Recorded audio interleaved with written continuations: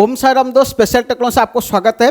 आज का टॉपिक में हम देखेंगे 2015 सेट एफएसपी का प्रीवियस पेपर का, उसका डिस्कशन करेंगे। तो ये जो क्वेश्चन है, तो ये क्वेश्चन आपका टॉपिक से बाहर आया है, थोड़ा आपका इन्वेंटरी के बाहर में बहुत ज़्यादा दिया है, तो ये आपका कोर्स में थोड़ा सा हट के आया है। तो उसमें आपको बस इसमें इस वीडियो में मेरा टारगेट रहेगा कि आप जो क्वेश्चन है, क्वेश्चन को समझेंगे अच्छे से, एंड उसके साथ आपका जो आंसर है वो आंसर आपको को कैसा आया है उसको फोकस करेंगे। ठीक है, तो ये है। तो इस वीडियो में 2015 में जितना भी आपका सब्जेक्ट है, जितना भी आपका पेपर है, सबसे टॉप पेपर 2015 में हुआ था। तो ये 1 से 100 तक पूरा टॉप पेपर है। ठीक है, तो उसको हम आज का वीडियो में 1 से 50 क्वेश्चन डिस्कशन करेंगे और नेक्स्ट वीडियो में 50 से 100 क्वेश्चन डिस्कशन करेंगे। ठीक है, तो ये तो था आपका प्रीवियस पेपर। और आपके लिए आपका जो एग्जाम है, लगभग आपका टेंडेड डेट है आपका दिसंबर में ही आएगा, नवंबर में आपका नहीं, दिसंबर फर्स्ट वीक में हो सकता है एग्जाम। इसलिए इस आपके पास बस आपको 20 to 25 डेज है। ठीक है, तो इसके लिए आपको क्या करना पड़ेगा, आपका जो स्ट्रेटेजी है, पढ़ने का स्ट्रैटेजी जो है उसको चेंज करना पड़ेगा थोड़ा सा। तो कैसे स्ट्रेटेजी आपको रहेगा, तो इस हिसाब से मैं आपको थोड़ा सा टिप्स दे देता हूं कि आपका जो एफएसपी है, ठीक है, तो जितना आप सेट कर सकते हैं उतना आपके लिए अच्छा है, क्योंकि हर सब्जेक्ट को इस समय में आपको हर सब्जेक्ट को लिंक रखना जरूर है। ठीक है, ऐसे ही आपका मैकेनिकल में, जीके में, सब कुछ में आपको हर सब्जेक्ट डेली आपको टच होना चाहिए। एक दूसरा पॉइंट है, आपका जो एफएसपी है, एफएसपी के लिए मैं एक टेस्ट सीरीज प्रोवाइड किया हूं। टेस्ट सीरीज में मेरा 50 क्वेश्चन रहता है और आपको 1 घंटा टाइम मिलता है। उसमें से आपका जो भी मतलब सडनली आपको मिल जाता है कि मान के चलो आप एग्जाम देने के बाद आपको लास्ट में आपका रिजल्ट आ जाता है। ठीक है, तो इसलिए मेरा जो आपका स्पेशल टेक्नो ऐप में एफएसपी कोर्स के लिए एफएसपी टेस्ट सीरीज लॉन्च हुआ है। तो उसमें से आप जाके आप उसमें से जो मैं क्वेश्चन प्रिपेयर किया हूं हर सब्जेक्ट से उठाया हूं। ठीक है, ऐसे कि ब्लू बुक के 10 क्वेश्चन, प्रीवियस से 10 क्वेश्चन, एंड आपका जो भी मटेरियल है, ठीक है, मटेरियल से मैं 10 क्वेश्चन उठाऊं, आपका मैनुअल में उठाऊं। तो इतने अच्छा से मैं आपको क्वेश्चन दिया हूं, उसमें से आप करेंगे तो आपका डाउट क्लियर हो जाएगा और आप खुद फील करेंगे कि आपके पास कितना नॉलेज है। ठीक है, तो उस हिसाब से आपको स्टडी करना है और आपके पास कितना है, ये जो टाइम है उस हिसाब से आपको मेकअप करना है। तो ठीक है, तो चलते इसमें आपका जो 2015 क्वेश्चन में है, 2015 क्वेश्चन में फर्स्ट क्वेश्चन आपको दिया है कि inter factory demand is the demand placed one factory to another factory. ठीक है, तो इंटर फैक्ट्री डिमांड के बाद मैं आपको बोला था कि इंटर फैक्ट्री डिमांड जो है आईएफडी है। आईएफडी कौन कंडक्ट करता है, जीएम उसका अथॉरिटी है। तो आईएफडी का मतलब यह है कि आप कुछ काम सप्लाई करते हो दूसरा फैक्ट्री से सिस्टर फैक्ट्री को, आप जो फीडर फैक्ट्री से सिस्टर फैक्ट्री को आप सामान सप्लाई करने के लिए जो कास्टिंग हो गया, आपका जो भी मटेरियल हो गया, जो भी कंपोनेंट हो गया, जो सप्लाई करते हैं, इसके लिए हम आईएफडी बनाते हैं। ठीक है, तो इसमें दिया है कि inter factory demand is the demand placed one factory to another factory. तो आपका आंसर हो जाएगा सी, ऑप्शन सी। यहाँ दिया है कि supply of components and casting और फॉर्जिंग। ठीक है, आपका जो कंपोनेंट है, कास्टिंग है एंड फॉर्जिंग को जो सप्लाई करने के लिए हम आईएफडी प्लेस करते हैं। ठीक है, आईएफडी डिमांड प्लेस करते हैं। फर्स्ट क्वेश्चन हो गया। देन सेकंड क्वेश्चन आपका है function of the store receipt as है। तो स्टोर रिसिप्ट का फंक्शन क्या है, तो स्टोर स्टॉक है एंड स्टोर रिसिप्ट ग्रुप है। स्टोर रिसिप्ट का काम क्या है, तो इसमें से आपको दिया है, तो ऑप्शन उस ऑप्शन से आप देख लेंगे। ठीक है, तो फर्स्ट ऑप्शन है आपका to clear and receive parcel को रिसीव करना, पैकेज करना, consignment all other materials coming in by rail, road, sea, courier and other made. ठीक है, आपका जितना भी मटेरियल जो भी इनकमिंग होता है, तो स्टोर रिसिप्ट क्या करता है, स्टोर रिसिप्ट का काम है उसका वो क्लियर, रिसीव, पार्सल सब पैक करना एंड रिसीव करना। ठीक है, तो ये आपका फंक्शन स्टोर रिसिप्ट का फंक्शन है। ठीक है, तो दूसरा चीज है check the material received and arrange the inspection. ठीक है, आपका जो भी मटेरियल आता है, इनकमिंग मटेरियल, उसको चेक करना है एंड आपको रिसीव करना है। ये दोनों भी काम स्टोर रिसिप्ट का है। तो बी भी आंसर ठीक है। And C notify the identification purchase section, हाँ वो भी ठीक है कि आपका जो भी रिसीव हो गया तो परचेज सेक्शन को आपको इंडिकेट करना है कि वो मटेरियल आ गया है, तो उसका भी काम है आपका स्टोर फंक्शन का, स्टोर रिसिप्ट ग्रुप का। एंड ऑल ऑफ दिस, तो आपका ऑप्शन डी हो जाएगा, ऑल ऑफ दिस आंसर। ठीक है, आपका कोई भी चीज रटना नहीं है, आपका थोड़ा सा आप दिमाग लगा के समझे तो क्वेश्चन आपको बहुत आराम से लगेगा, नहीं समझेंगे तो क्वेश्चन आपको बहुत डिफिकल्ट लगेगा। तो एग्जाम में आपका जो है मतलब हाई टेम्परेचर रहता है, तो थोड़ा मतलब डर भी रहता है और आपका उसमें भी थोड़ा सा घबराहट होता है कि इसलिए आप क्वेश्चन जो इजी क्वेश्चन है वो गलत करके आते हैं। तो इसलिए आपका जो फंडामेंटल चीज़ें आप मान के चलो क्लियर है, तो आप कभी भी किस सिचुएशन में आप नहीं डरेंगे, आपका जो कॉन्फिडेंस लेवल है वो हाई हो जाएगा और जो भी क्वेश्चन नहीं आता है वो क्वेश्चन आ जाएगा। ठीक है, तो इसलिए आपका कॉन्फिडेंस लेवल हाई रखना जरूर है एग्जाम में। ठीक है, तो चलिए, तो थर्ड क्वेश्चन है आपका store receipt does not include. ठीक है, स्टोर रिसिप्ट किसमें इंक्लूड नहीं है? Consignment clearance register, daily receipt register, register sample stock details. देखिए store receipt does not include, तो स्टोर रिसिप्ट किसमें इंक्लूड नहीं है? तो स्टोर रिसिप्ट का क्या काम नहीं है? तो इसमें देखिए कंसाइनमेंट क्लियरेंस रजिस्टर करना ये एक स्टोर का काम है, स्टोर रिसिप्ट का काम है। ठीक है, डेली रिसिप्ट रजिस्टर भी काम है, आपका रजिस्टर ऑफ सैंपल भी काम है, लेकिन स्टॉक जो डिटेल्स है ये स्टॉक का काम है। तो आपका ऑप्शन डी हो जाएगा यहाँ आंसर, नॉट इंक्लूड। इसमें स्टोर रिसिप्ट में कौन सा इंक्लूड नहीं है? आपका स्टॉक डिटेल्स इंक्लूड नहीं है। समझ में आ रहा है? देन नेक्स्ट क्वेश्चन आपका 4 नंबर क्वेश्चन बोला है कि extract is an order of the manufacturing of.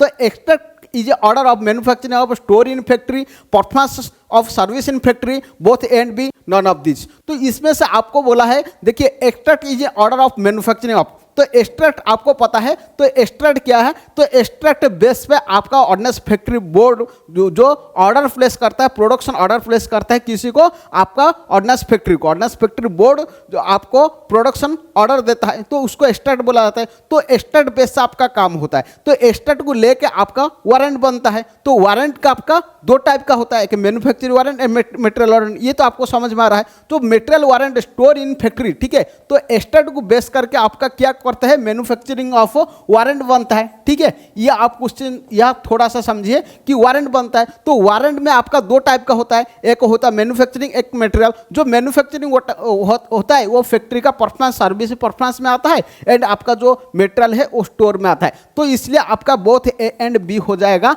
Answer. Actual answer both A and B 100% हो जाएगा। ठीक है, then next 5 number question, during the clearance of the cargo the consignment should be checked to find out the existence of. ठीक है, तो इसमें से आपको थोड़ा सा क्या दिया है कि during clearance of the cargo, cargo मतलब एक शिप है। ठीक है, तो शिप में जितना भी आपका जो कंसाइनमेंट आ रहा है, to be checked find out the existence. ठीक है, तो उसमें आपको क्या क्या चेक करना पड़ेगा? जैसे कि हमारा सामान आया है तो शिप में हम रिसीव किए हैं, और हम जब एग्जिस्ट करते हैं, हम देते हैं, तो हमको क्या क्या देखना पड़ता है? तो इसमें 2 चीज़ देखना पड़ता है। एक हो गया एनी एपरेंट विजिबल डैमेज, तो आपको डैमेज कुछ है देखना पड़ता है, नहीं तो आपका वेट है, जितना आपको इनवॉइस में वेट है, वेट नहीं है कि नहीं। तो ये दोनों चीज हम देख के आपको एग्जिस्टेंस करते हैं। ठीक है, तो ये आपका आंसर हो जाएगा C, both A and B. समझ में आ रहा है? देन आपका 6 number question, the daily receipt register is a register for entry of all incoming goods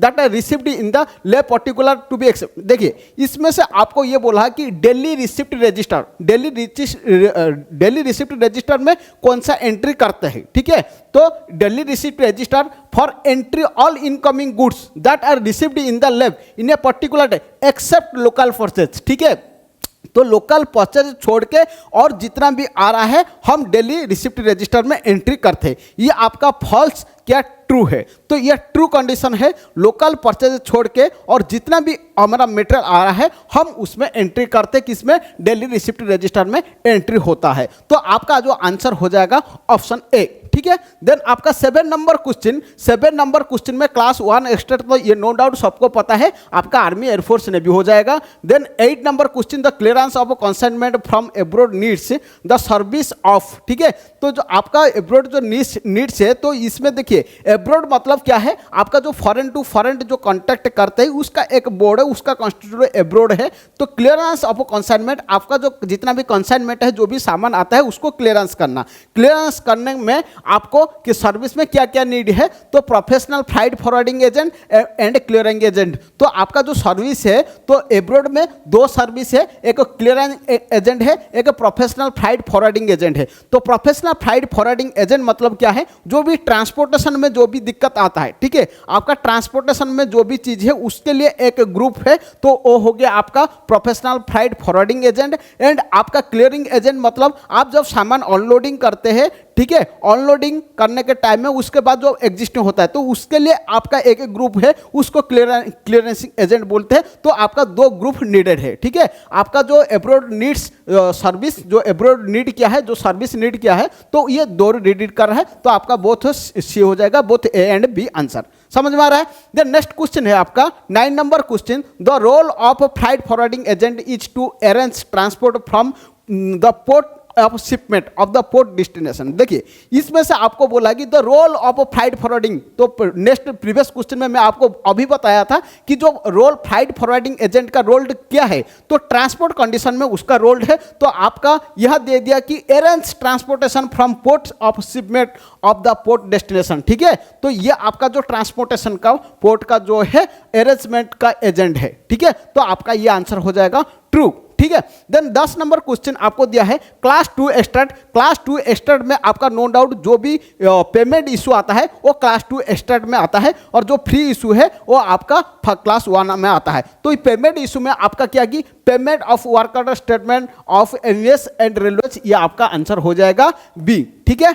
then 11 number question, all item that are received directly from a vendor shall be checked in a with performance to the. देखिए इसमें से आपको क्या बता है कि all item, जितना भी आइटम आ रहा है received directly from the vendor, ठीक है। तो वेंडर से हम रिसीव करते हैं। वेंडर कौन है? वेंडर है कि आप मान के चलो आपका फैक्ट्री में आपका जो एमसीओ सेक्शन है व पीवीजी सेक्शन है कुछ डायरेक्ट मटेरियल मंगाता है, ठीक है। तो जब डायरेक्ट मटेरियल मंगाते हैं तो उसमें से आपको एक सप्लाई ऑर्डर देता है। तो सप्लाई ऑर्डर का एग्नेस्ट में वेंडर जो है जो भी टेंडर लेता है और जो भी आउटसाइड कमर्शियल पर्पज में डीलिंग करता है तो वो हो गया आपका वेंडर है। तो वेंडर क्या करता है, आपके लिए सामान देता है। तो जो सामान देता है वो आपको किससे चेक करना पड़ेगा, आपका सप्लाई ऑर्डर से चेक करना पड़ता है, ठीक है। तो जो वो सामान देता है तो उसमें जो एक देता है जो रिसिप्ट देता है उसको इन्वॉइस बोलते हैं। जो वेंडर भी हमको जो देता है उसको इन्वॉइस बोलते हैं। वो इन्वॉइस को हम कैसे चेक करेंगे, हमारा सप्लाई ऑर्डर को उसके साथ मैच करेंगे, ठीक है। तो इससे ये क्वेश्चन दिया है कि आपका जो वेंडर जो भी आपको डायरेक्टली जो भी मटेरियल वेंडर सप्लाई करते हैं आप किससे चेक करेंगे, चेक्ड विथ रेफरेंस ऑफ। तो किसको रेफरेंस लेकर के आप चेक करेंगे, आपका जो सप्लाई ऑर्डर है उसको रेफरेंस लेकर आप चेक करेंगे। तो आपका सप्लाई ऑर्डर कौन सा है, तो इसमें दिया है tender, purchase order, invoice and none of this. तो ये आपका जो है सप्लाई परचेज ऑर्डर को सप्लाई ऑर्डर भी बोला जाता है। ये हो जाएगा आपका आंसर ऑप्शन बी करेक्ट। समझ में आ रहा है। देन नेक्स्ट क्वेश्चन चलते हैं। नेक्स्ट क्वेश्चन में आपका 12 नंबर क्वेश्चन है, store needs maintain register of samples are, ठीक है। आपका जो स्टोर है, ठीक है, स्टोर क्या नीड्स करता है, ठीक है। Store needs maintain register for sample are consignment clearance register, daily receipt register, register of sample, ठीक है। देखिए आपका इसमें क्या है कि आपका जो मेंटेन, आपका स्टोर क्या क्या मेंटेन करता है, ठीक है। Store needs maintain register of samples, ठीक है। तो क्या क्या देखिए इसमें कंसाइनमेंट क्लियरेंस रजिस्टर, उसमें बहुत सारा कैटेगरी आता है, स्टोर में बहुत सारा कैटेगरी आता है। तो आपका जो कंसाइनमेंट क्लियरेंस रजिस्टर मान के चलो जो भी फॉरेन से परचेज होता है तो उसके लिए आपको क्लियरेंस कंसाइनमेंट क्लियरेंस रजिस्टर वो बनाता है। एंड आपका डेली रिसिप्ट रजिस्टर में तो सब एंट्री करता है। एंड रजिस्टर ऑफ सैंपल भी रखता है, ठीक है। And register of gift, register of discrepancy, कुछ डिस्क्रिपेंसी आया उसके लिए भी अलग रजिस्टर बनाता है। रजिस्टर ऑफ डिस्पैच, ठीक है। Centralise register of local purchase consume, यह हो जाएगा आपका ऑल ऑफ दीज आंसर, ठीक है। देन नेक्स्ट क्वेश्चन आपका 13 number question, the central budget committee will prepare budget dash expenditure of each सब। तो सब के लिए आपका जो सेंट्रल बजट कम है तो उस किसके लिए है, ये डायरेक्ट एक्सपेंडिचर ऑफ इच सब। जितना भी आपका इस शॉप में डायरेक्ट एक्सपेंडिचर होता है तो वो आपका सेंट्रल बजट कमिटी डील करता है, ठीक है, प्रिपेयर करता है। देन आपका 14 number question, which inventory model does not provide the order quantity, ठीक है। देखिए इसमें से आपको क्या पूछा है कि inventory model does not provide order quantity, ठीक है। इसमें से आपका देखिए व्हिच इन्वेंटरी मॉडल, तो उसमें से आपका इन्वेंटरी मॉडल कुछ दिया है, तो उसमें से बोला है कि not provide the order quantity, तो उसमें ऑर्डर क्वांटिटी प्रोवाइड नहीं करता। ये आपको मेन इंपॉर्टेंट है, ऑर्डर क्वांटिटी प्रोवाइड नहीं करता है। तो इसमें से आपको कौन सा दिया है, देखिए EOQ, ठीक है।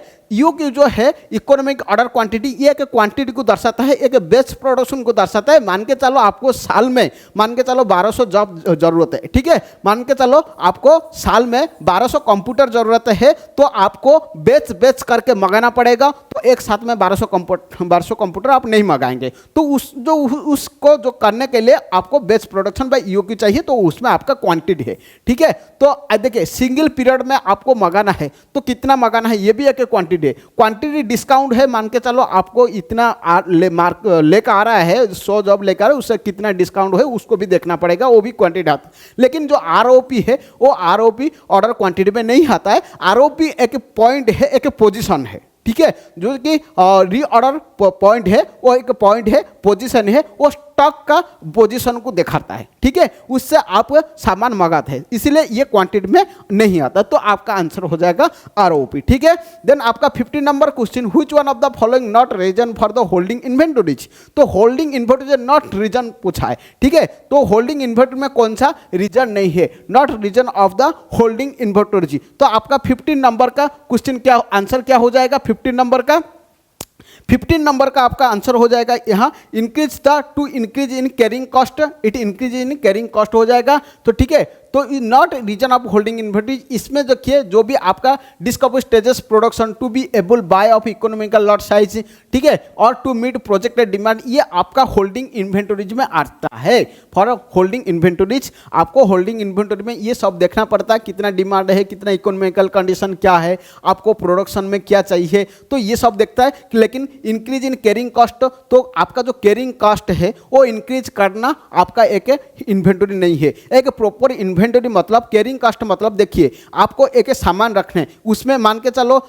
मतलब उसमें से आपका कास्टिंग का एक आप ऑब्जेक्ट रख रहे हैं, उसका जिसका कि आपका जो है वेट है आपका 15 टन है, ठीक है। और मतलब बहुत ज़्यादा वेट का रख रहे हैं, लेकिन उसके लिए आप 2 सिक्योरिटी गार्ड रखा है, तो वो फालतू है ना। तो केयरिंग मतलब केयर करना, आपको सामान को केयर करने के लिए बढ़ाना, केयर करने के लिए आपका जो बढ़ाने के लिए वो आपको इन्वेंटरी में नहीं जाता है। इसलिए आपको जो है at increase in carrying cost, आपका जो कैरिंग कॉस्ट इंक्रीज करना ये एक इन्वेंटरी का काम नहीं है, इसलिए आपका ऑप्शन डी हो जाएगा आंसर। समझ में आ रहा है। देन आपका 16 number question, with a view to have a control on expenditure of different shop in a factory dash is are performed, ठीक है, with a view of account of expenditure of different shop, ठीक है। आपका जो जितना भी आपका different shop में जितना भी एक्सपेंडिचर करते हैं, तो उसके लिए आपका क्या कौन जरूरत है, ठीक है, उसमें आपका आंसर हो जाएगा ये जो आपका जितना भी डिफरेंट शॉप में हो रहा है, इसके लिए आपका जितना भी एक्सपेंडिचर हो रहा है,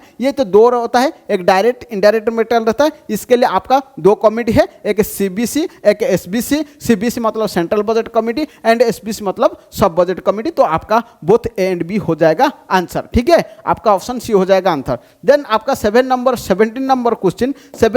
क्वेश्चन में 2 white shirt the same inventory different size style would be dash SKUC, ठीक है। इसमें से आपको थोड़ा सा आपको नॉलेज में दे देता हूं कि 2 व्हाइट शर्ट दिया है, 2 सिमिलर व्हाइट शर्ट है, लेकिन उसमें से क्या बोला है कि उसका डिफरेंट साइज है, ठीक है। तो डिफरेंट साइज हो गया, XL हो गया, आपका L हो गया, M साइज हो गया, ये साइज है, और लेकिन आपका सेम कलर है। तब जब डिफरेंट साइज हो जाएगा, उसका जो SKU यूनिट है, styles would be dash SKUC। जैसे कि आपका लेंथ का एक साइज है, तो आपका जो शर्ट का जो लेंथ है, ठीक है, वो डिफरेंट साइज हिसाब से डिफरेंट साइज हो जाता है। तो वो जो साइज को वो यूनिट लिया जाता है, SKU यूनिट लिया जाता है, वो भी डिफरेंट हो जाएगा। तो ये 2 शर्ट दिया है, इसलिए आपका SKU भी 2 हो जाएगा, ठीक है, समझ में आ रहा है। देन आपका 18 नंबर क्वेश्चन, ए लॉट और बैच इज ए क्वांटिटी, ठीक है। आपका जो लॉट और बैच इज ए क्वांटिटी, तो ए लॉट और batch is a quantity, production together, sharing of same cost, sharing of same production specification, आपका ऑल ऑफ दीज आंसर हो जाएगा। क्योंकि a lot of batch quantity जो है, तो लॉट और बैच क्वांटिटी में आपका क्या आता है कि प्रोडक्शन टुगेदर, ठीक है। तो टुगेदर और शेयरिंग भी करते हैं तो आपका जो लॉट ऑफ क्वांटिटी में आता है तो आपका जो अमाउंट है वो घट जाता है। मान के चलो आप कुछ चीज़ आ रहे हैं कम कम लेकर आ रहे हैं, तो जितना अमाउंट पर है एक साथ में आप लेकर आ जाएंगे तो जो आपका अमाउंट है वो कम हो जाएगा, वो शेयरिंग हो जाएगा, डिस्ट्रीब्यूट हो जाएगा, सिमिलरली डिस्ट्रीब्यूट हो जाएगा। इसलिए आपका जो है शेयरिंग सेम प्रोडक्शन स्पेसिफिकेशन हो जाएगा, सेम प्रोडक्शन कॉस्ट में हो जाएगा एंड प्रोड्यूस टुगेदर मिलकर हो जाएगा। तो आपका ऑल ऑफ दीज हो जाएगा आंसर। सब समझ में आ रहा है। देन आपका 19 number question, tender issued in one supply order only due to urgency in case of property article is called dash. देखिए tender issued one supplied only, ठीक है। इसमें से आपको ये पता चल रहा है कि वन सप्लाई ओनली, ठीक है। वन सप्लाई ओनली मीन्स आपका सिंगल टेंडर है, ठीक है। तो लिमिटेड टेंडर होगा तो 1 से 2 होगा और 2 से ज़्यादा होगा तो पब्लिक टेंडर होगा। तो इसमें से आपको दिया जाए कि tender issued one supplier only due to urgency, कुछ अर्जेंसी है, only due to single person को आपको सेल करना है, सप्लायर सिंगल पर्सन है, सिंगल पर्सन को इशू करना है, तो आपका जो इसमें आ जाएगा आपका सिंगल टेंडर आ जाएगा। समझ में आ रहा है। देन नेक्स्ट क्वेश्चन है आपका 20 नंबर क्वेश्चन कि the EOQ can be calculated, ठीक है। EOQ can be calculated, EOQ आप कैसे कैलकुलेट करते हैं? तो ईओक्यू जो कैलकुलेट करते हैं बोथ आपका मॉनिटरी एंड फिजिकल यूनिट आता है। जैसे कि आपका कोई भी चीज आप ले रहे हैं तो आपका फिजिकल क्वांटिटी के ऊपर आपका मॉनिटरी भी डिपेंड करता है। तो जो ईओ की है उसमें आपका दोनों आएगा, both monetary and physical quantity, ठीक है। Then 21 number question, when travel with a load the lift fork should be how for the floor. तो जो जब आपका जो ट्रैवलिंग लिफ्ट है, लिफ्ट कितना से रहना चाहिए, फ्लोर से कितना रहना चाहिए, 6 to 8 इंच, ठीक है। आपका ऑप्शन बी हो जाएगा answer. Then 22 number question, dash is a catalogue of factory of out and work order. Out and work order मैं आपको बता दिया था, पूरा सिलेबस भी मैं आपको पूरा कवर कर दिया हूं, ठीक है। और जितना भी आपका प्रीवियस क्वेश्चन है पूरा आपके लिए पूरा 2015 तक कंप्लीट किया है। उसमें से आपको मान के चल कुछ डाउट है तो मैं एक क्लास लूंगा, एक मतलब एग्जाम से पहले, ठीक है, संडे में टाइम देके के क्लास लूंगा। जितना सारा डाउट है मैं उस क्लास में आपको कंप्लीट करा दूंगा, ठीक है। क्लास कोर्स में जितना लोग ज्वाइन हुए आपके लिए आप निश्चित रहे, तो आपके लिए जो भी डाउट है मैं आपको क्लियर कर दूंगा। एग्जाम से पहले आपका हर और डाउट आपको क्लियर किया जाएगा, ठीक है। इसमें से आप निश्चित रहिए, ठीक है।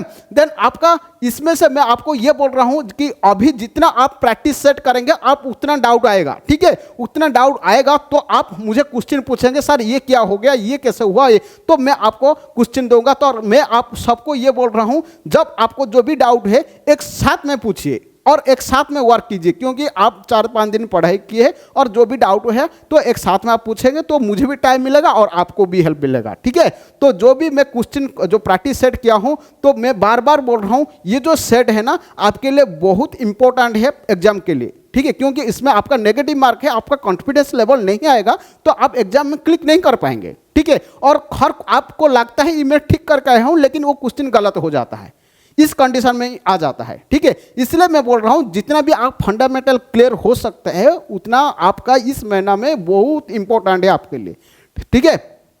चलिए तो 22 नंबर क्वेश्चन, डैश ये catalogue of factory out and work order. तो जो आउट एंड वर्क ऑर्डर में आपका वो क्या आता है, सिलेबस पार्ट 2 में आता है, ठीक है। पार्ट 1 पार्ट 2 में, जो पार्ट 2 पार्ट 1 ये पूरा मैं डिटेल्स हुआ था उस वीडियो में आप देख लेना, ठीक है। देन आपका 23 नंबर क्वेश्चन ये एक दिया है, उसमें से इसको आप छोड़ दीजिए तो आपका आंसर इसमें आपको 27,000 हो जाएगा। ये इतना सारा क्वेश्चन आ जाएगा तो आपको थोड़ा सा इसको ध्यान रखना है पॉइंट को बस। Dash productivity, then 24 number question, dash productivity depends on the types of metal equipment handling, use the location and accessibility of stock warehouse. देखिए इसमें से आपको क्या पूछा है, तो ये इतना सारा क्वेश्चन ये इतना बड़ा दे दिया लेकिन उसमें कुछ भी नहीं है। आपको थोड़ा सा ये समझिए कि डैश प्रोडक्टिविटी डिपेंड्स, तो किसके ऊपर प्रोडक्टिविटी डिपेंड करता है, on the types of metal equipment handling used, location and accessibility of stock, ठीक है। आपको location and accessibility of stock को आपको हैंडलिंग करना है, आपको इक्विपमेंट को यूज करना है। लोकेशन मतलब यहां से एक सामान लेके वहां रखना है, तो ये किसका काम है, एक लेबर का काम है, ठीक है। सिंपल सी बात है, dash productivity depends on the type of metal equipment handling. तो जो आपका इक्विपमेंट हैंडलिंग जो यूज करता है वो कौन करता है, ये आपका लेबर हो जाएगा आंसर, ठीक है। तो आपको जो लोकेशन एंड एक्सेसिबिलिटी जो स्टॉक को जो कभी करता है वो आपका आंसर हो जाएगा लेबर, ठीक है। Then 25 number question, the code or work order number of each item the outer work order done in a factory divided into. ठीक है, तो इसमें से आपको थोड़ा सा ये क्वेश्चन देखिए, ये क्वेश्चन है, ये लगभग सब 2 मार्क आ जाएंगे।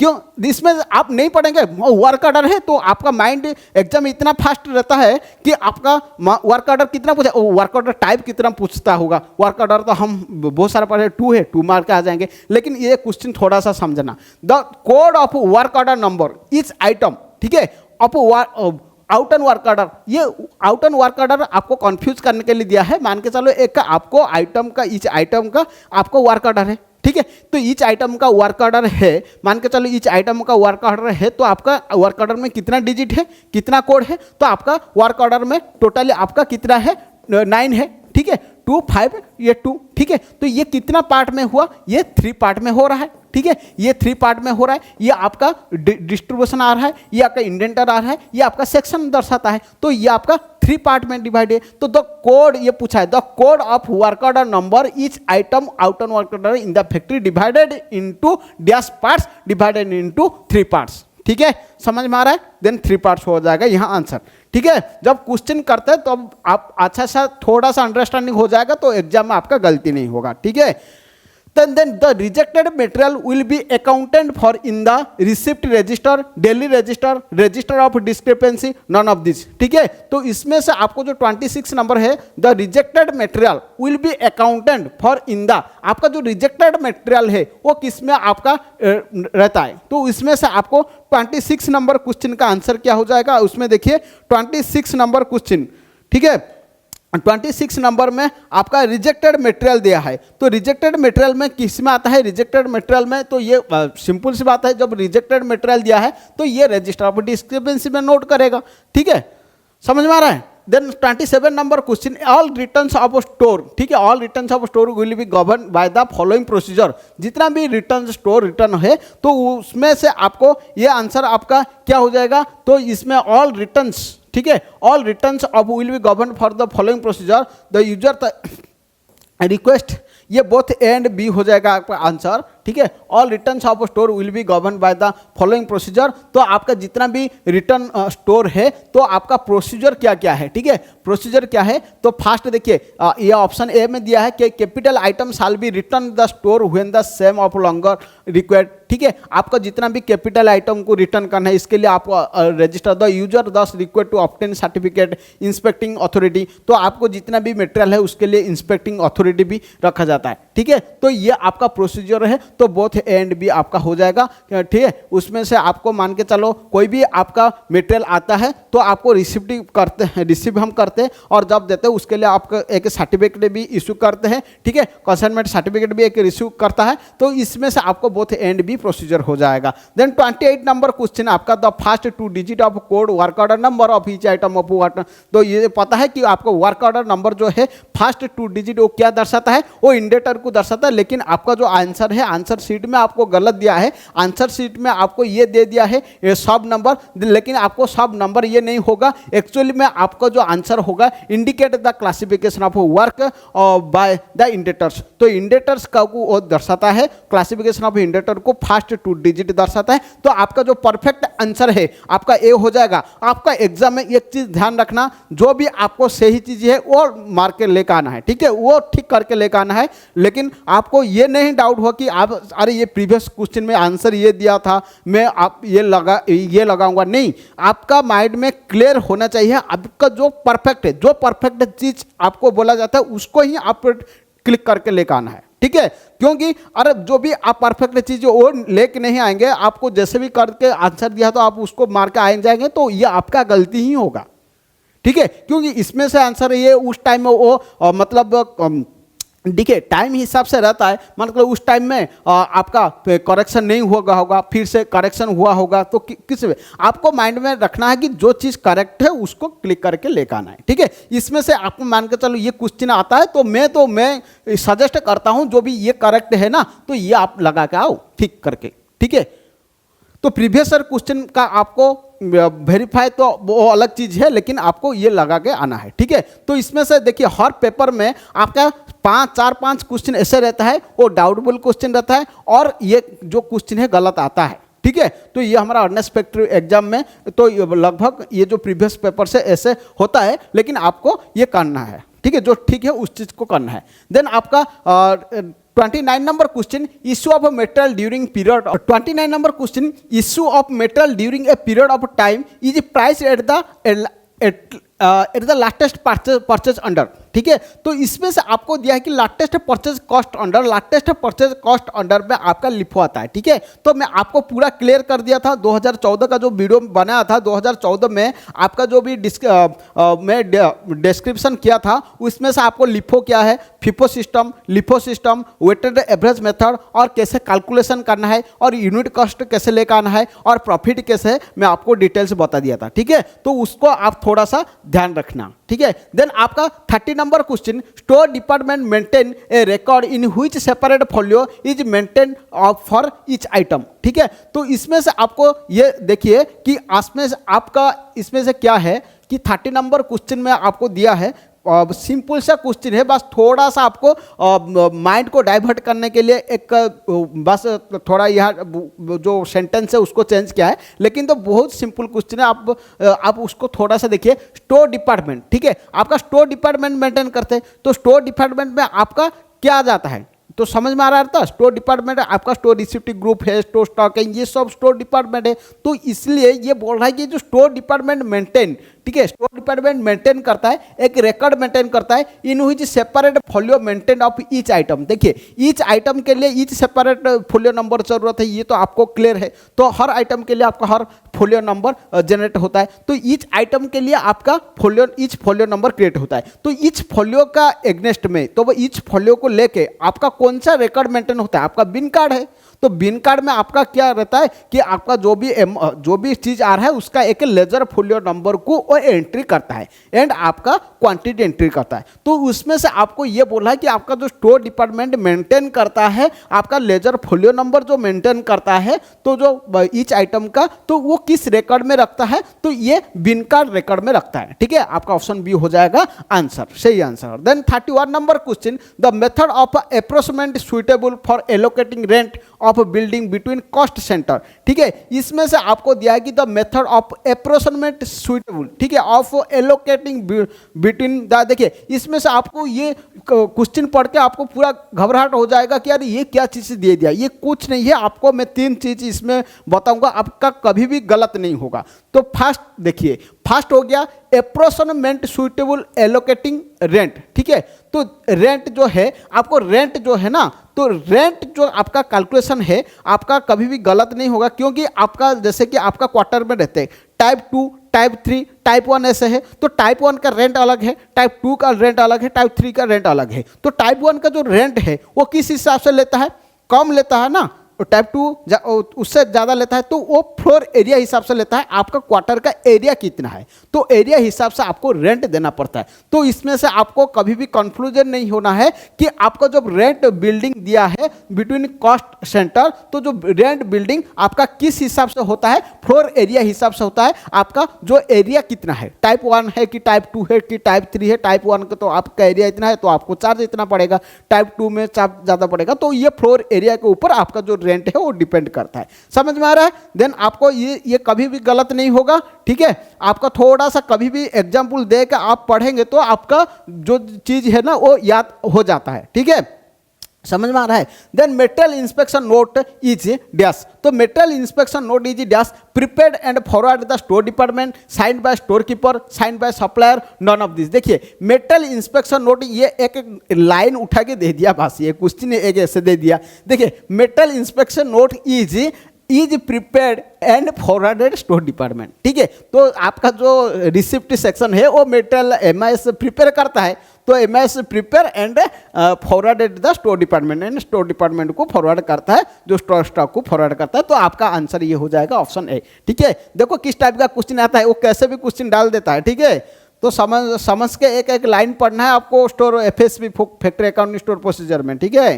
तो चलिए ये 34 number question 33 number question, store ledger is evidence of delivery material की a ledger of supplier a ledger of such movement of each item material none of this. ठीक है, देखिए इसमें से आपको एफएसपी में एक चीज ध्यान रखना पड़ेगा, जो भी टर्म है वो टर्म को थोड़ा सा आपको ध्यान रखना पड़ेगा। जब टर्म का आपको पता हो जाएगा तो आंसर आपको इजी हो जाएगा। ठीक है, तो इसमें से आप देखिए एक स्टोर लेजर है, तो आपको मैं बताया था कि प्राइस स्टोर लेजर है, प्राइस स्टोर अकाउंट है, एक बताया था। ठीक है, तो उसमें से आपको जो स्टोर लेजर है, स्टोर लेजर का काम क्या है? स्टोर लेजर का काम है आपका जितना मटेरियल आता है जाता है, टोटल मूवमेंट, मटेरियल का जो मूवमेंट है वो उसको स्टोर लेजर मतलब कि रजिस्टर है, तो ये रजिस्टर में आपको रखते हैं। ठीक है, तो मैनुअली में आपको करते हैं तो इसमें स्टोर रजिस्टर का एक करते हैं, और आपका किसमें कंप्यूटर में करते हैं तो प्राइस स्टोर लेजर है। ठीक है, तो आपका जो स्टोर लेजर है, स्टोर लेजर का बेसिकली जो काम है वो क्या काम है? मटेरियल जो मूवमेंट होता है, मटेरियल जो आता है जाता है, ये भी जो इनपुट आउटपुट होता है कि रिटर्न डिमांड नोट, ये जितना भी मूवमेंट होता है डेली बेसिस में वो आपको स्टोर लेजर में मेंटेन करना पड़ता है। ये आपका स्टोर लेजर का हो गया। ठीक है, प्राइस स्टोर लेजर मतलब क्या है? आपको प्राइस एंटर करना पड़ता है, और जो स्टोर लेजर का बेसिस से आपका अकाउंट सेक्शन वो स्टोर लेजर को जितना भी मूवमेंट हो रहा है तो उनका अमाउंट भी वो लिखता है डेली बेसिस में। तो डेली बेसिस में जो भी मेंटेन होता है तो अमाउंट के साथ वो हो गया प्राइस स्टोर लेजर। क्लियर हो गया? आपका स्टोर लेजर क्लियर हो गया। Then PSL price store ledger clear हो गया। देन प्राइस स्टोर अकाउंट क्या है? प्राइस स्टोर अकाउंट मतलब डेली बेसिस में एक होता है, एक मंथली बेसिस में आपका एक अकाउंट होता है। तो मंथली बेसिस में आपका जितना मूवमेंट हो रहा है उतना प्राइस को काउंट करने के लिए आपको प्राइस स्टोर अकाउंट यूज किया जाता है। समझ में आ रहा है? तो ये प्राइस स्टोर अकाउंट हो गया। देन 34 नंबर क्वेश्चन आपका administrative overhead are recovered as a percentage of administrative overhead. देखिए एडमिनिस्ट्रेटिव ओवरहेड वो क्या चीज है? ठीक है, देखिए administrative overhead are recovered a percentage of, आपका एडमिनिस्ट्रेटिव जो ओवरहेड है वो कैसे रिकवर होता है, सॉरी। ठीक है, एडमिनिस्ट्रेटिव जो ओवरहेड है वो कैसे रिकवर होता है? ठीक है,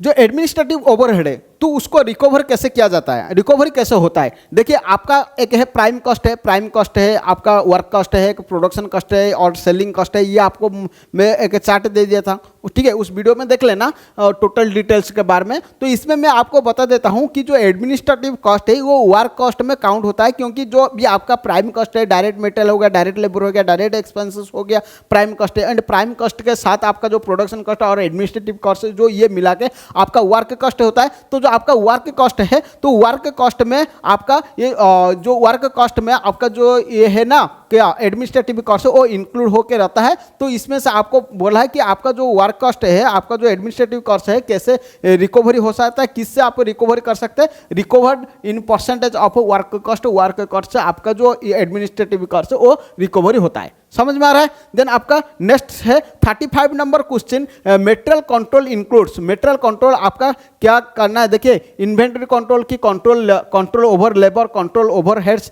नॉन ऑफ दिस। तो मटेरियल कंट्रोल इंक्लूड्स, आपका जो मटेरियल कंट्रोल है तो ये कैसे मतलब किसमें इंक्लूड है? इंक्लूडेड है किसमें है? आपका जो इंक्लूडेड है इन्वेंटरी कंट्रोल है। इन्वेंटरी कंट्रोल जो है उसमें आपका मटेरियल है, क्योंकि जो आपका इन्वेंटरी मतलब जो आपका परमानेंट जो भी सामान आपका प्रॉपर्टी है फैक्ट्री का उसको इन्वेंटरी बोला जाता है। तो आपका जो मटेरियल कंट्रोल है, जो मटेरियल आता है मटेरियल के इन्वेंटरी आइटम में आता है, तो मटेरियल इंक्लूड्स जो है वो इन्वेंटरी कंट्रोल में इंक्लूड होके है। ठीक है, तो आपका ऑप्शन ए हो जाएगा answer. Then 36 number question, 36 number question में under periodic inventory control stock is verified. ठीक है, आपका पीरियोडिक इन्वेंटरी, देखिए पीरियोडिक दे दिया मतलब आपको एक पीरियोडिक दे दिया मतलब एक टाइम फिक्स कर दिया, एक सर्टेन पीरियड दे दिया। तो सर्टेन पीरियड में आपको जो भी इन्वेंटरी कंट्रोल होता है, जो स्टॉक वेरीफाइड होता है, तो at the end of certain period कुछ सर्टेन पीरियड दिया जाता है। मतलब कैसे दिया जाता है? मतलब चलो ये मान के चलो 1 मार्च 2022 है,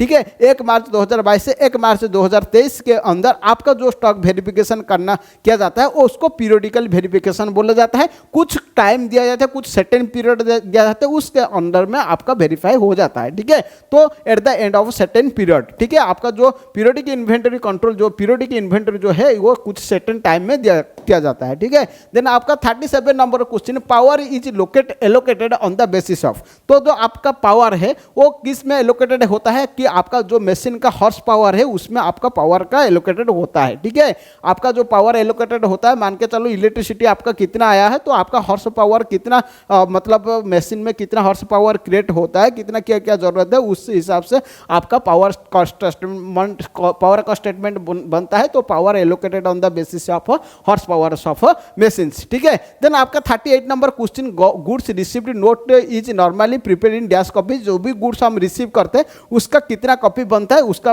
4 कॉपी बनता है। ठीक है, आपका 39 number question, stock level are fixed to. जो भी स्टॉक लेवल है कंट्रोल किस में फिक्स होता है, control inventory, purchase material, control cost, scrap and non of दीजिए। जो स्टॉक लेवल है तो स्टॉक लेवल आपका किस में फिक्स होता है, देखिए stock level are fixed to control inventory, purchase material, cost, scrap, none of दीजिए। Stock level are fixed to control inventory, ये कंट्रोल इन्वेंटरी में जाता है कि आपका कितना मटेरियल, कितना स्टॉक है, कितना कंट्रोल है। तो आपका ऑप्शन ए हो जाएगा आंसर 39 का। ठीक है, 39 का आपका ए हो जाएगा आंसर, कंट्रोल इन्वेंटरी। ठीक है, देन आपको 40 number question, charging overhead into individual unit is known as. ठीक है, इसमें से मैं आपको कुछ पॉइंट बताऊंगा, ऐसे पॉइंट बताऊंगा कि आपको एग्जाम में ये कभी भी गलत नहीं होगा।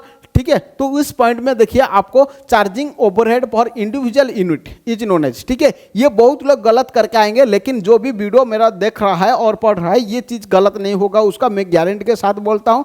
तो ये जो चीज़ है मैं आपको ये कॉन्फिडेंस कर देता हूँ, क्लियर कर देता हूँ। जो आपका ओवरहेड है, ओवरहेड चार्ज किया जाता है। ओवरहेड में आपको 3 क्वेश्चन आता है। तो ये इंपॉर्टेंट क्वेश्चन क्या आता है कि ये आता है कि ओवरहेड चार्ज इंडिविजुअल यूनिट को जो दिया जाता है उसको आपको एब्जॉर्प्शन बोला जाता है। ठीक है, एब्जॉर्प्शन मतलब क्या है कि इंडिविजुअल यूनिट को ओवरहेड चार्ज डिस्ट्रीब्यूशन करना। ठीक है, मतलब इंडिविजुअल यूनिट ओवरहेड इन इंडिविजुअल यूनिट आएगा तो आपका एब्जॉर्प्शन होगा। इसमें आएगा कि ओवरहेड, ठीक है, ओवरहेड डिस्ट्रीब्यूशन। ठीक है, ओवरहेड डिस्ट्रीब्यूशन जब आता है, ठीक है, ओवरहेड डिस्ट्रीब्यूशन जब आता है तो ये आपका हो जाएगा क्या, एप्रोशनमेंट। ठीक है, एप्रोशनमेंट। तो एप्रोशनमेंट मतलब क्या है कि आपको ओवरहेड डिस्ट्रीब्यूशन करना है। ठीक है, और ओवरहेड डिस्ट्रीब्यूशन जब आता है तो आपका एप्रोशनमेंट ये हो जाएगा आपका बी नंबर। ठीक है, और ऑप्शन ए कैसे हो जाएगा, ओवरहेड डिस्ट्रीब्यूशन नहीं की ओवरहेड एलोकेटेड जब वर्ड आ जाएगा, ओवरहेड एलोकेटेड इन एलोकेशन, तो उसको एलोकेशन चार्जिंग ओवरहेड एलोकेटेड जब वर्ड आ जाएगा तो आपको ये ओवरहेड एलोकेशन हो जाएगा। ओवरहेड डिस्ट्रीब्यूशन जैसे करते हैं तो एप्रोशनमेंट हो जाता है, और ओवरहेड को जब इंडिविजुअल यूनिट देता है तब आपका एब्जॉर्प्शन हो जाता है। ठीक है, समझ में आ रहा है ये पूरा। ठीक है, चलो देन नेक्स्ट क्वेश्चन है आपका 41 number question, EOQ is also known as. EOQ को हम क्या बोलते हैं, एक इकोनॉमिक ऑर्डर क्वांटिटी। जब इकोनॉमिक ऑर्डर क्वांटिटी इसे नहीं दिया है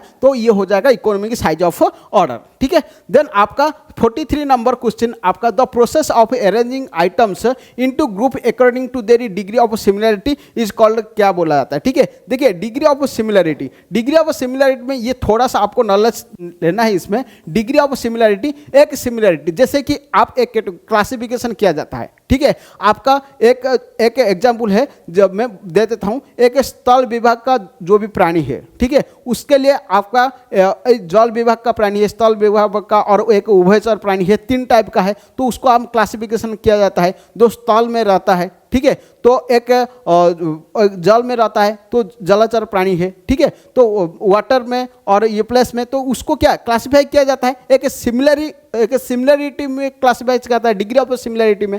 इस टाइप का एक जो उसको क्लासिफाई किया जाता है उसको क्या बोला जाता है, आइडेंटिफिकेशन की, एनालिसिस की, क्लासिफिकेशन की एसेटेड, दैट इज योर क्लासिफिकेशन। ये के क्लासिफिकेशन ये ऐसे चीज है आपका डिग्री ऑफ सिमिलरिटी को दर्शाता है। ठीक है, एक डिग्री, एक सिमिलरिटी लेवल को क्लासिफाई किया जाता है, ए क्लास, बी क्लास, सी क्लास। जैसे कि आपका ऑफिसर, हम देखिए आपका जैसे कि आपका पोस्ट है, एक लेवल सी पोस्ट है, लेवल बी पोस्ट है, लेवल ए पोस्ट है, उसको क्लासिफाई किया जाता है। ठीक है, तो एक सिमिलरिटी ग्रेड को क्लासिफाई किया जाता है, इसलिए डिग्री ऑफ सिमिलरिटी मतलब आपका आ जाएगा क्लासिफिकेशन। ठीक है, देन आपका 44 number question, dangerous of goods are divided into dash classes according to their dangerous property. ठीक है, तो आपका जो डेंजरस गुड्स है ये आपका किस में है आपका मतलब इसमें प्रिजर्वेशन में है, तो प्रिजर्वेशन में आपका डेंजरस जो करने के लिए आपको 9 possible method, 9 dangerous properties class में डिवाइड किया गया है। ठीक है, आपका आंसर हो जाएगा 9 option C. Then 45 number question, transfer of dangerous goods should be made to, आपका जो डेंजरस गुड ट्रांसफर होता है, transfer of dangerous goods should be made to control splice leak से वेपर से। देखिए ये आपका हो जाएगा ऐसे, ऑल ऑफ दीज हो जाएगा आंसर कि आपका जो ट्रांसफर डेंजरस गुड्स है ये इसमें से आपका डेंजरस किस किस में है। देखिए आपका स्पिल्स हो जाएगा, ठीक है, लीक होगा कि वेपर होगा, तो वेपोरेटेड हो जाएगा। इसमें से मिनिमाइज स्टैटिक इलेक्ट्रिसिटी में और ensure the suitable pipe work attachment of, तो ये ऑल ऑफ दीज हो जाएगा आपका ट्रांसफर ऑफ डेंजरस। तो आपका जो गुड को ट्रांसफर करने के टाइम में क्या क्या डेंजरस है, एक गुड आप ट्रांसफर करते हैं तो इस कंडीशन में सब हो सकता है, लीकेज हो सकता है, वेपर हो सकता है, ठीक है, ये सब हो सकता है, तो ऑल ऑफ दीज हो जाएगा आपका आंसर। ठीक है, क्वेश्चन बहुत सिंपल है लेकिन आपको थोड़ा सा आपको गाइड करना है कि आपका मतलब जो है थोड़ा थिंकिंग लेवल चेंज करना है, बस उसमें और कुछ नहीं है। ठीक है, अब और एक बात बता रहा हूँ, मान के चलो इस टाइप का क्वेश्चन आता है तो आप जरूर ध्यान रखिए, आपका इंग्लिश पढ़ना है तो इंग्लिश के बाद भी आपको हिंदी को थोड़ा सा ध्यान रखना है, क्योंकि इतना ऐसे क्वेश्चन आता है आपको हिंदी में और आराम से समझ में आता है, तो हिंदी में भी आपको पढ़ना है। ठीक है, then 46 number question, the process of redistribution of overhead support department to production department is called as dash. ठीक है, देखिए द प्रोसेस ऑफ रीडिस्ट्रीब्यूशन, तो रीडिस्ट्रीब्यूशन जब दे देता है, डिस्ट्रीब्यूशन है, रीडिस्ट्रीब्यूशन मतलब ये सेकेंडरी डिस्ट्रीब्यूशन कैटेगरी में आ जाता है। ठीक है, then 47 number question, no one except dash should be allowed access of storage. ठीक है, आपका स्टोर्स जितना है तो एक्सेप्ट किसी को छोड़ के, ठीक है, no one except dash should be allowed access into stores, तो किसमें स्टोर को आपको अलाउ है, तो किसको अलाउ है, तो आपका जो किसको अलाउ है, जितना अथॉरिटी पर्सन है उनको अलाउ है, तो से बोल रहा है कि किसी को छोड़ के आपको अलाउ है, जो द ऑथोराइज्ड स्टाफ है, ऑथोराइज्ड को स्टाफ को छोड़ के और किसी को अलाउ नहीं है, तो आपका ऑप्शन बी हो जाएगा आंसर। ठीक है, then 48 number question, 48 number question में आपका physical stock taking of each item of store is done at least twice in year, once in year. देखिए physical stock taking each item at least बोला है, ठीक है, at least मतलब minimum, कम से कम, ठीक है, कम से कम आपको कितना टाइम चाहिए एक के क्या करने के लिए, एक फिजिकल स्टॉक टेकिंग बनाने के लिए। एक स्टॉक टेकिंग जो बनता है, स्टोर टेकिंग जो बनता है, स्टॉक टेकिंग मतलब टोटल आपका स्टोर में कितना स्टॉक है, तो उसके लिए आपका एक बैलेंस शीट बनना पड़ता है, वो वंस इन ए ईयर, साल में एक बार जरूर बनना पड़ता है आपका स्टोर टेकिंग शीट। ठीक है, तो आपका हो जाएगा answer once in a year. ठीक है, देन आपका 49 number question, the process of charging of traceable overhead of to cost centre is called. देखिए कॉस्ट सेंटर को जो भी ट्रेसेबल करने के लिए आपको कौन सा, ये ओवरहेड एलोकेशन आ जाएगा आपका आंसर, ओवरहेड एलोकेशन 49 नंबर का आपका ए हो जाएगा ओवरहेड एलोकेशन। ठीक है, ओवरहेड एलोकेशन समझ में आ रहा है, ओवरहेड। देन आपका 50 number question, claim shall be lodged only in their value is dash no claim limit. ठीक है, तो इससे क्वेश्चन आपको थोड़ा हिंदी से आप इस क्वेश्चन को समझिए, दावा तभी करना चाहिए अगर उनका मूल्य नो क्लेम सीमा से हो। ठीक है, मतलब ये बोल रहा है कि आपका कुछ लिमिट है, कुछ वैल्यू का लिमिट है, उससे जब नो मतलब क्लेम का एक कुछ वैल्यू दिया है, उससे क्लेम का अंदर आता है तो आपको क्या करना पड़ेगा, नो क्लेम लिमिट में जो आता है उसको क्लेम करने के लिए आपको लॉन्च नहीं करना पड़ता है। ठीक है, आपको देखिए claim shall be launched, claim करना only their value is dash their limit, मान के चलो more than the no claim limit, कि कुछ लिमिट तक है हम क्लेम नहीं कर सकते, लेकिन उससे मोर होगा तो आप लॉन्च कर सकते हैं, आप क्लेम कर सकते हैं। ठीक है, तो आपका जो लॉन्च आप कभी करके कब करेंगे, कुछ क्लेम से मोर देन होगा तो आप लर्च करेंगे। ठीक है, देखिए ये 1 से 50 क्वेश्चन हो गया, 50 से 100 क्वेश्चन मैं नेक्स्ट प्रीवियस करूंगा। और मैं आपको बार बार ये बता रहा हूं, आप जब पढ़ते हैं, ठीक है, आप जब पढ़ते हैं ना तो आपको लगता है कि मुझे सब आ गया है। ठीक है, तो आप ऐसे काम कीजिए, आप जब पढ़ते हैं ना बिना देख के बुक पढ़िए। ठीक है, आपको बुक बंद करना है, आपके पास बस एक पेन रहेगा, एक व्हाइट पेपर रहेगा, और आपको थिंकिंग करना है आपको क्या क्या पढ़ा है। ठीक है, इस सब्जेक्ट में मुझे क्या क्या आता है और मैं क्या क्या जानता हूं, ये सब आपको एक नोट करना है। ठीक है, इसमें से क्या है कि आपका जो थिंकिंग पावर है वो बढ़ जाएगा एक, और दूसरा चीज है आप लिंक कर सकते हैं, तीसरा चीज है आपको जो कॉन्फिडेंस है कॉन्फिडेंस लेवल बढ़ जाएगा। ठीक है, और तीसरा चीज क्या करना है, मान के चलो ये आप नहीं कर पा रहे हैं, आपको मतलब कम समय में आप उतना परसेंट क्लेम नहीं कर पा रहे, आप जितना परसेंट हो गलती हो, लेकिन आप डेली सोचिए। ठीक है, दूसरा चीज ये बोल रहा हूं, बहुत बंदा क्या करते हैं, आज मैं ये सब्जेक्ट पढ़ रहा हूं, कल मैं उसको रिपीट करूं, ये नहीं करना है। आपको एक स्ट्रेटेजी बनाना है, एक वीक में मुझे क्या क्या पढ़ना है, तो एक वीक में आप पूरा पढ़ लेना, पूरा मतलब कवर कर लेना। उसके बाद जो आपका एक दिन रहेगा, वो एक दिन में आपको क्या करना है, उसको रिवाइज करना है। ठीक है, रिवाइज का तरीका ये है, तो आपको उसमें आपका जो है ज़्यादा प्रॉफिट मिलेगा। ठीक है, तो चलिए, have a nice day, take care, thank you, bye. Of time